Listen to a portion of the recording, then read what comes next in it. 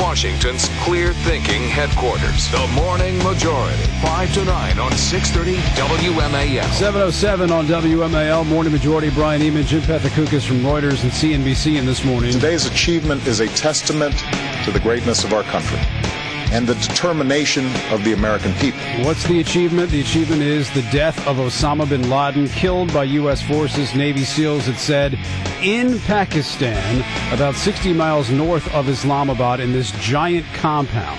That's the headline this morning. If you're just waking up, you heard me right. Osama bin Laden is dead.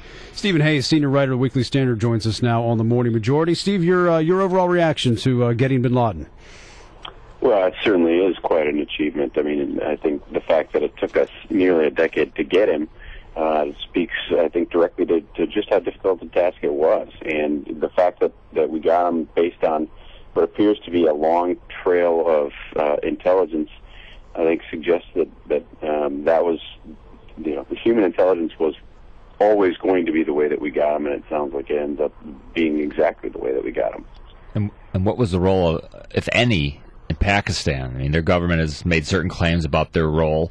I was looking at the blog of Lawrence Wright, wrote the great book, The Looming Tower, and he said if it turns out that the Pakistanis have been responsible for sheltering him, and if not for them, we could have gotten him earlier, there should be a dreadful reckoning to come. What has been Pakistan's role?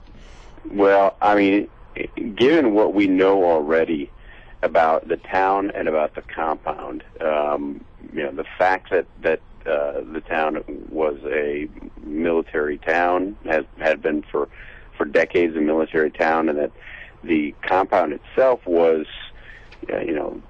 such a short distance away from, what would be their equivalent of our West Point.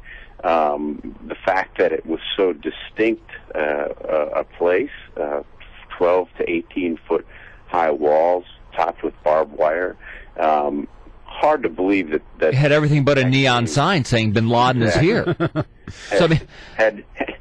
Hard to believe that the Pakistanis did not know. What kind of ally is that? I mean, it's sort of the what do they know? When did they know it? Sound like they knew a lot for a long time.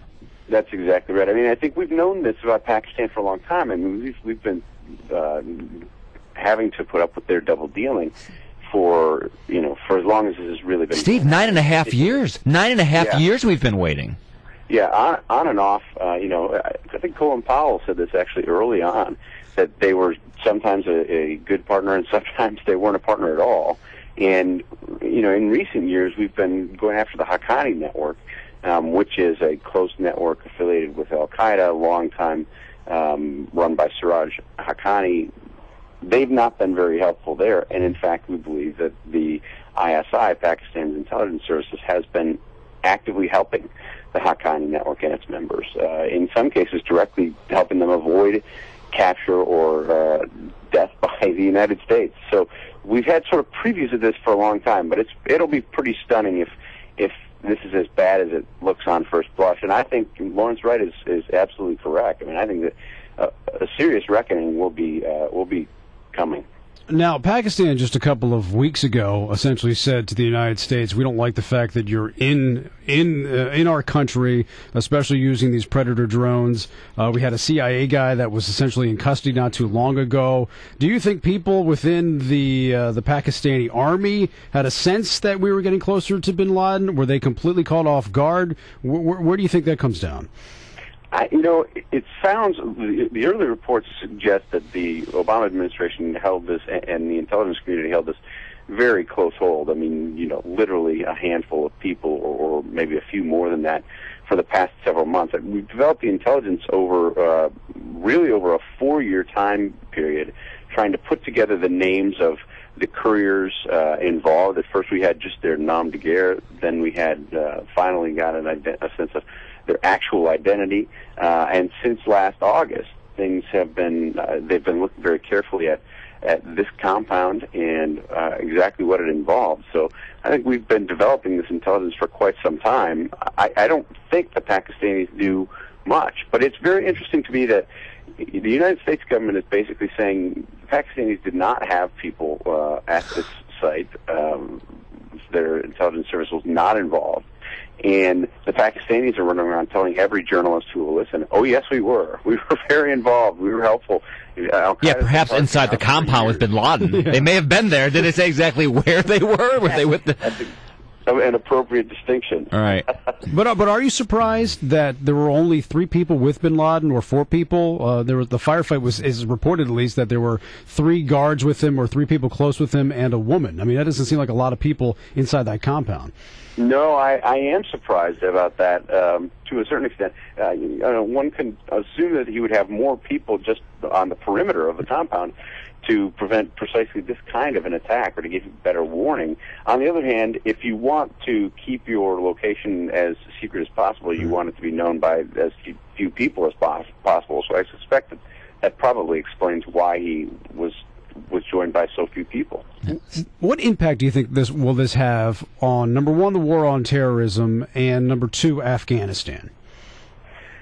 Well, I think it will have an impact in the overall war on terrorism. You know, there was a sort of a mythology that grew up that getting bin Laden wasn't really going to make much of a dent in al-Qaeda and wouldn't really have much of an impact. I think that's not true. I think it will, and I think over the past year we've learned that bin Laden may have been playing a larger operational role in the actual al-Qaeda network than many people believed. Remember, last fall, he was, NPR and Der Spiegel and others reported that bin Laden was directly giving orders through this courier network to conduct attacks in Europe, in European capitals, and potentially in the United States. So I think, he was still quite active, and the fact that he was such an important leader for so long is going to be helpful no matter what. Having said that, we should caution, the war on terror is not over. I've heard some commentators say that the war on terror is now over because bin Laden is done. That is crazy. I thought this was the long war. Yeah, the war on terror continues. It is going to be, I believe, literally decades.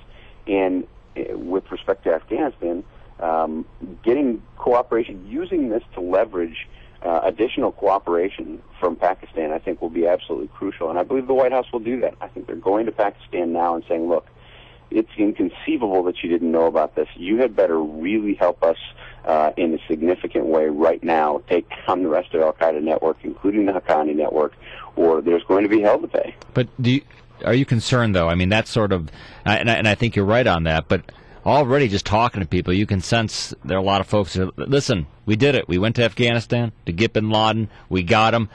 Let's go home. Isn't there a risk that public support for what has turned out to be a much longer, much costlier effort is just going to evaporate? I think that's true. I think that's very true. I think that's also why the administration, the White House, needs to act quickly. My sense is that they're going to do But wouldn't they like it to evaporate as well? Well, I think they would like to be out of Afghanistan as soon as they can. But I also think that there are people at the White House, perhaps enough people at the White House, and certainly at the Pentagon, and on David Petraeus' team, who understand the importance of Pakistan in this whole thing. I mean, you've had the president, in effect, give speeches about this, talking about how it's not just Afghanistan, it's also Pakistan.